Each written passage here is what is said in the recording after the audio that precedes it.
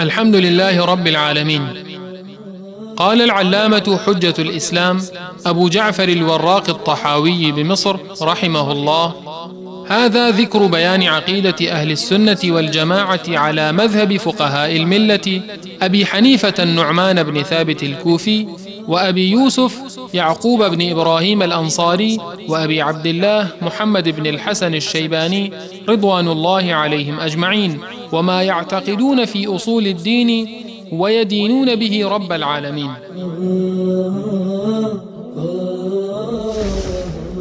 به نام و استعانت از الله بخشاینده مهربان. ستایش ویژه الله پروردگار جهانیان است. علامه حجت الاسلام ابو جعفر وراق طحاوی رحمه الله میگوید: این کتاب بیانگر عقیده اهل سنت و جماعت بر مبنای مذهب فقهای اسلام ابو حنیفه نعمان بن ثابت کوفی و ابو یوسف یعقوب بن ابراهیم انصاری و ابو عبدالله محمد بن حسن الشیبانی رضی الله عنهم اجمعین است و به باورهای آنان در مورد اصول دین که با آن پروردگارشان را می‌پرستند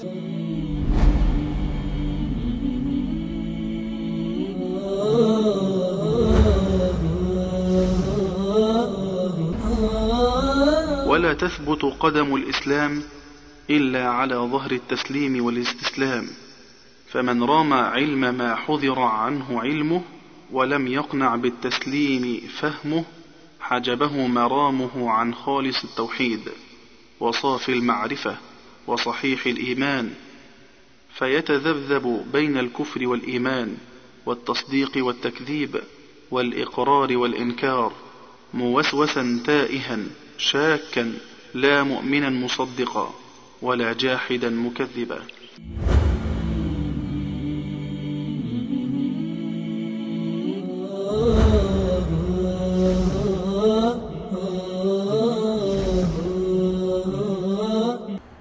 الحمد لله رب العالمين، والصلاة والسلام على نبينا محمد وعلى آله وصحبه أجمعين. بینندگان عزیز و گرامی، السلام علیکم و رحمت الله و برکاته. در جلسه قبل به این مطلب پرداختیم که امام طحاوی رحمت الله علیه عقیده اهل سنت و الجماعت را بیان می کرد درباره رؤیت الله متعال که اهل سنت و الجماعت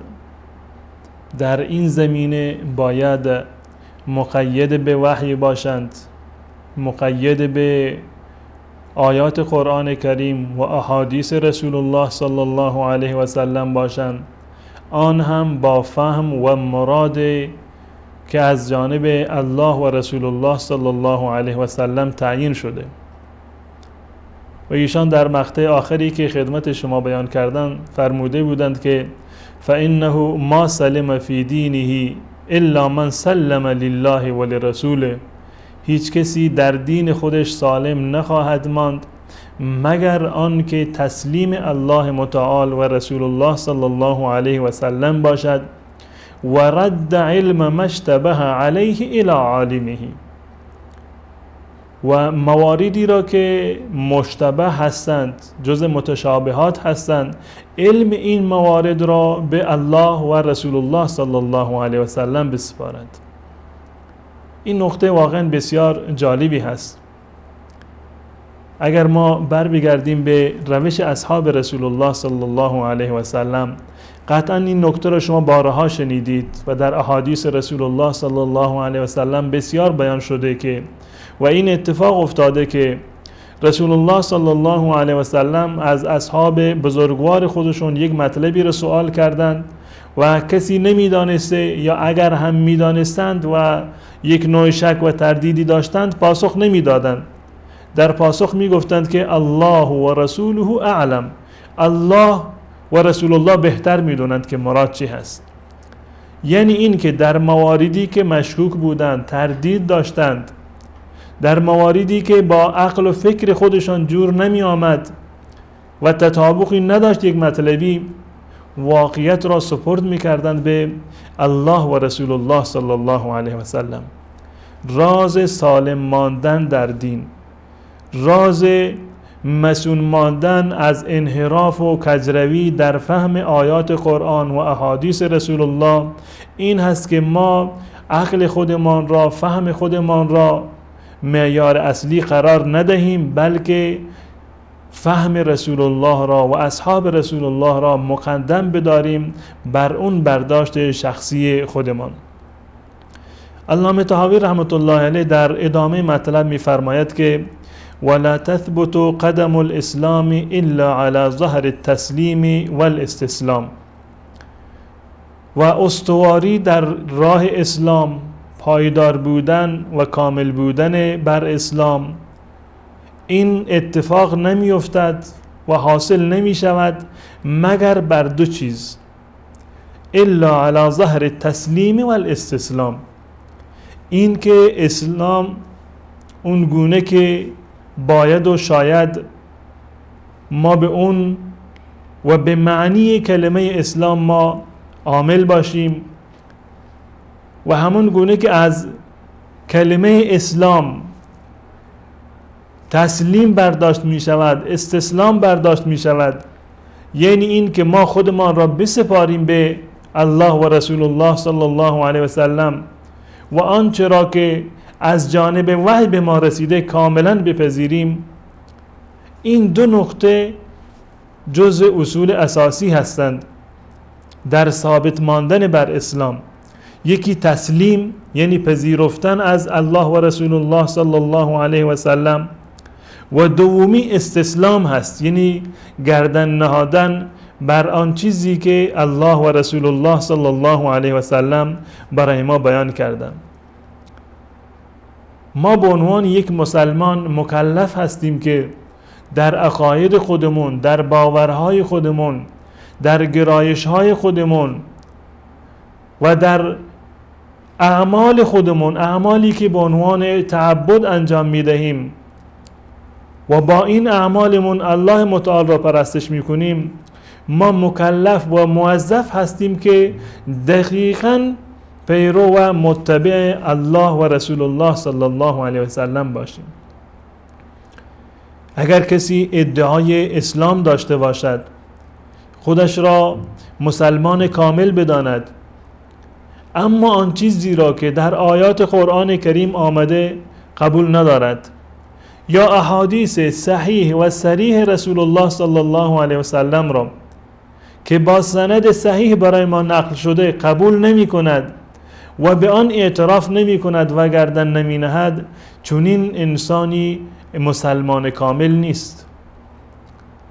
زیرا که مسلمانی و مسلمان بودن رازش در تسلیم و استسلام هست. الله متعال در سوره نساء برای ما مسلمانان کاملا راه و روشی را و منهجی را مشخص کرده که اگر ما اون راه و روش و منهج را در پیش بگیریم، به اسلام کامل و به مسلمانی کامل خواهیم رسید. الله متعال خطاب به رسول الله صلی الله علیه و سلم می‌فرماید: فلا و ربک لا یؤمنون، قسم به پروردگار تو، قسم به خدای تو، یعنی سوگند به الله، لا یؤمنون، کسی ایماندار نخواهد شد، مؤمن واقعی نخواهد شد، حتی یحکموک فیما شجر بینهم، تا زمانی که تو را یعنی رسول الله صلی الله علیه و سلم را در مواردی که در آن اختلاف دارند، با همدیگر جدال دارند، منازعه دارند، فقط و فقط رسول الله صلی الله علیه و سلم را حکم قرار بدهند. نه تنها این که رسول الله حکم باشد و قضیه تمام، بلکه بعد از این که رسول الله صلی الله علیه و سلم حکمی را بکند، قطعا انسانها باید اون را بپذیرند. ثم لا یجدوا فی انفسهم حرجا مما قضیت و یسلموا تسلیما. به خدا قسم مسلمان نخواهند شد، مؤمن نخواهند شد مگر آن که تو را حکم و داور قرار بدهند و بعد از این که تو داوری کردید کاملا آن را بپذیرند و در قلب خودشون هیچ گونه شکی و تردیدی و هیچ گونه کراهیتی در قلبشون باقی نماند. و یسلموا تسلیما، و کاملا تسلیم بشوند. این مصدر را در اینجا تکرار کرده، و یسلموا تسلیما، تا اینکه به صورت کامل و 100% تسلیم رضای الله متعال و تسلیم قضا و داوری تو باشند. اگر این گونه بودند پس بنابراین مسلمان کامل خواهند بود و مؤمن خواهند بود. در غیر این صورت اگر کسی داوری رسول الله را، حکم رسول الله را، حدیث رسول الله صلی الله علیه و سلم را که برایش ثابت شده و محرز هست که این گفتار رسول الله صلی الله علیه و سلم هست، اگر کسی نپذیرد قطعا مسلمان کاملی نخواهد بود و این فقط ادعای مسلمانی و ادعای ایمان را کرده. و این در واقع دین هست و شریعت هست که برگرفته از آیات قرآن و حدیث رسول الله صلی الله علیه و سلم هست. درباره رؤیت که بحث اصلی هست در این مطالب که امام طحاوی رحمت الله علیه بیان می کند، همین گونه هست. اگر انسان مسلمانی رؤیت را آنگونه که الله متعال بیان کرده و آنگونه که رسول الله بیان کرده و حکم نهایی را صادر کرده و حتی تشبیه داده رؤیتی را که ما در روز قیامت پروردگار خودمان را میبینیم در وضوحش و در شفافیتش آن را تشبیه داده به خورشید، اگر کسی این را قبول نکند، این را تعویل بکند، مثلا بگوید یعنی این که ما نعمتهای الله متعال را میبینیم، امکان ندارد که کسی الله را ببیند زیرا با عقل متضاد هست، این فهم نادرستی هست. وقتی که الله گفته، رسول الله گفتند که الله متعال قابل رؤیت هست و مؤمنان میبینند، ما باید کاملا بپذیریم. فلا و ربک لا یؤمنون حتی یحکموک فیما شجر بینهم ثم لا یجدوا فی انفسهم حرجا مما قضیت و یسلموا تسلیما، و کاملا تسلیم بشوند. و این راه مؤمنان هست. الله متعال درباره مؤمنان میگوید که فاما الذین آمنوا فیعلمون انه الحق من ربهم، مؤمنان میدانند که این مطالب حق هست و از جانب پروردگارشان نازل شده. و اما الذین کفروا فیقولون ماذا اراد الله بهذا مثلا، اونهایی که کفر کردند، باور ندارند، منکر هستند، اونها میگویند که منظور از این چیست؟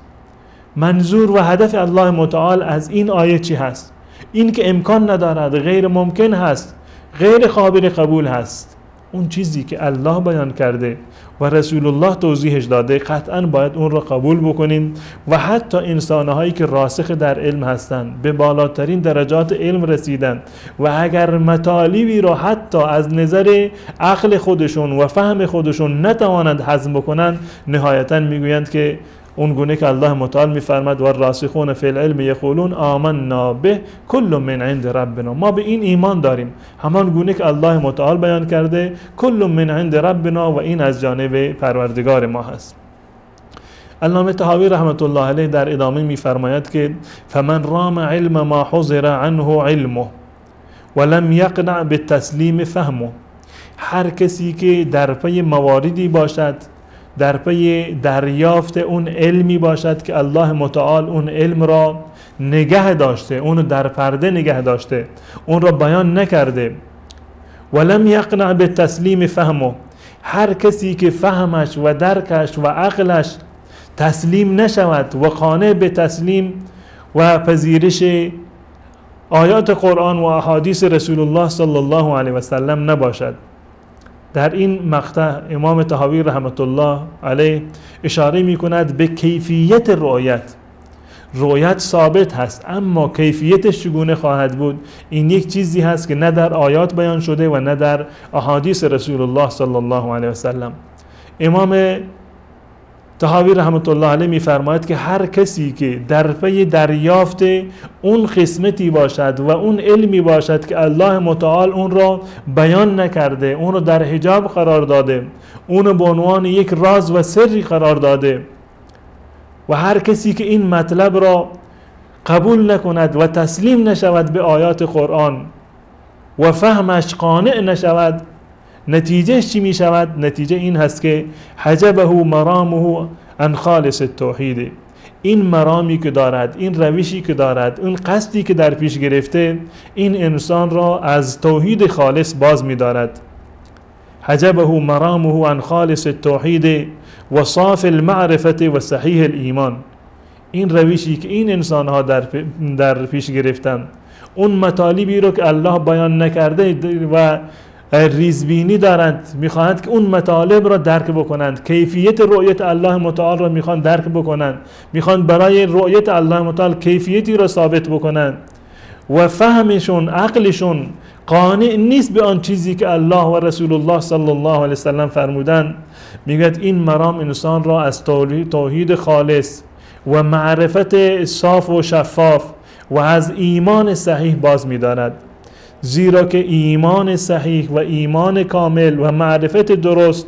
این در صورتی برای انسان حاصل خواهد شد که ایمان کاملی به اسماء و صفات الله متعال داشته باشد و کسی که ایمان کاملی به اسماء و صفات الله متعال نداشته باشد قطعاً چنین کسی توحید کامل و معرفت صاف و شفاف و ایمان صحیحی را نخواهد داشت. بعد از مشاهده کردن یک میان برنامه کوتاه انشاءالله مطالبی دیگر را در این زمینه خدمت شما عرض خواهم کرد.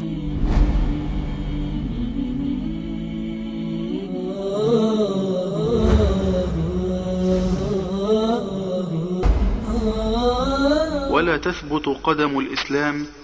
إلا على ظهر التسليم والاستسلام، فمن رام علم ما حذر عنه علمه ولم يقنع بالتسليم فهمه حجبه مرامه عن خالص التوحيد وصافي المعرفة وصحيح الإيمان، فيتذبذب بين الكفر والإيمان والتصديق والتكذيب والإقرار والإنكار، موسوسا تائها شاكا لا مؤمنا مصدقا ولا جاحدا مكذبا.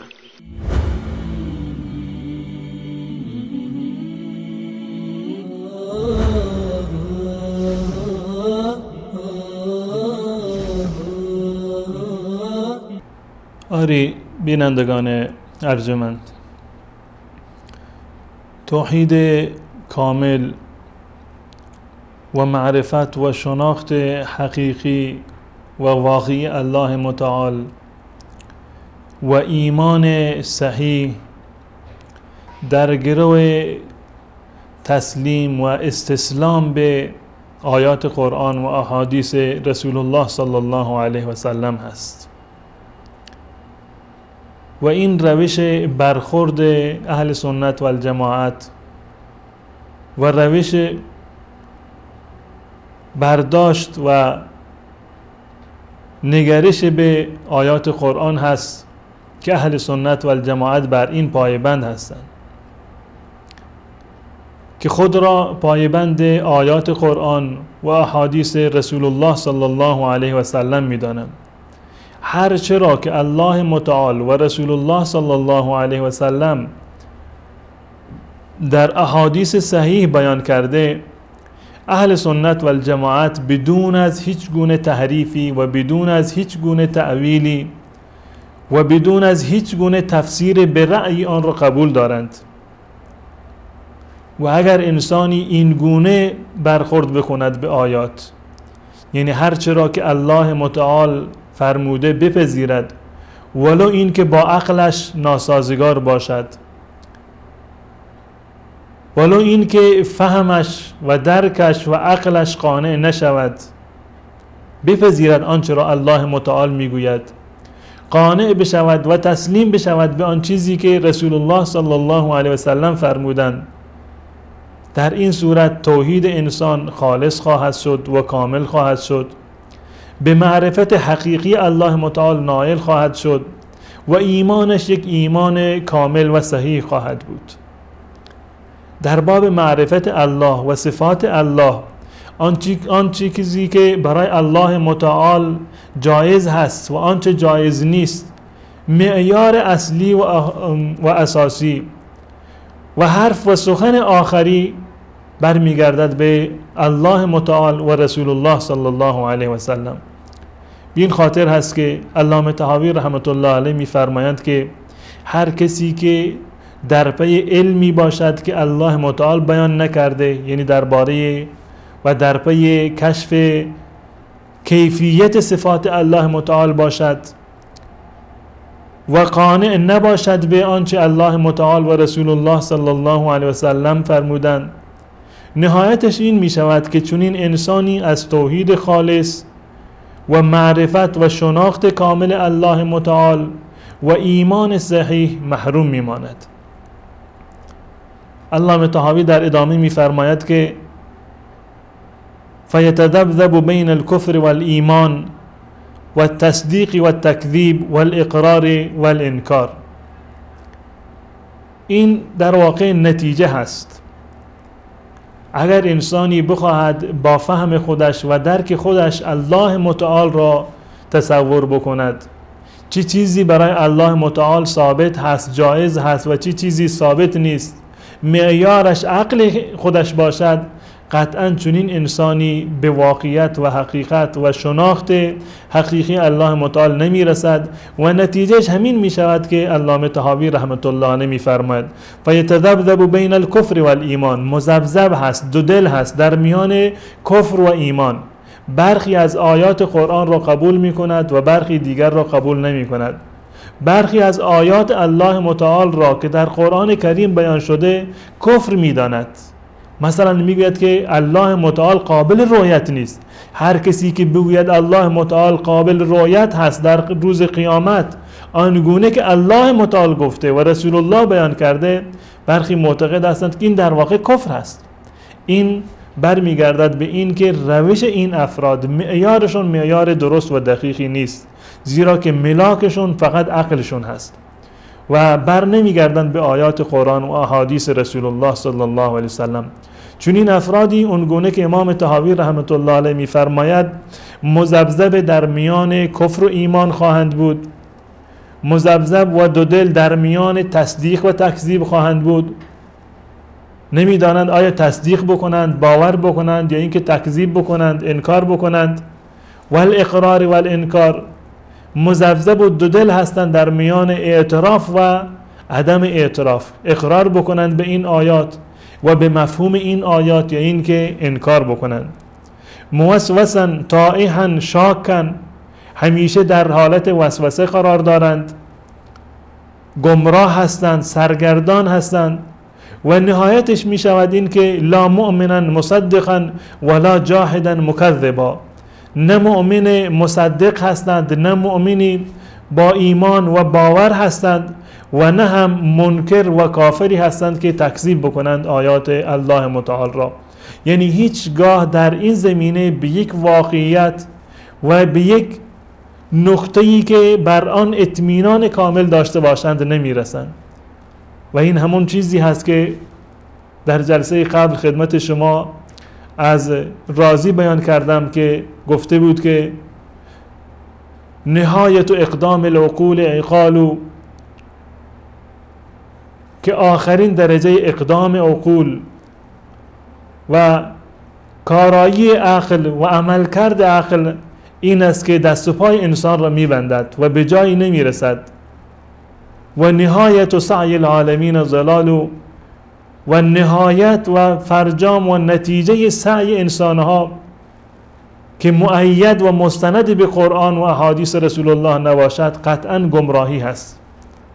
پس بنابراین اگر می‌خواهیم که در باب اسماء و صفات و شناخت الله متعال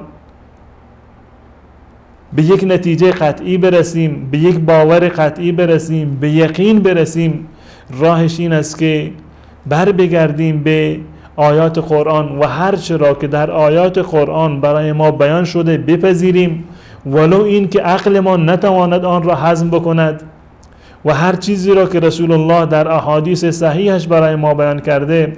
بپذیریم، زیرا که ایشان مؤید به وحی هستند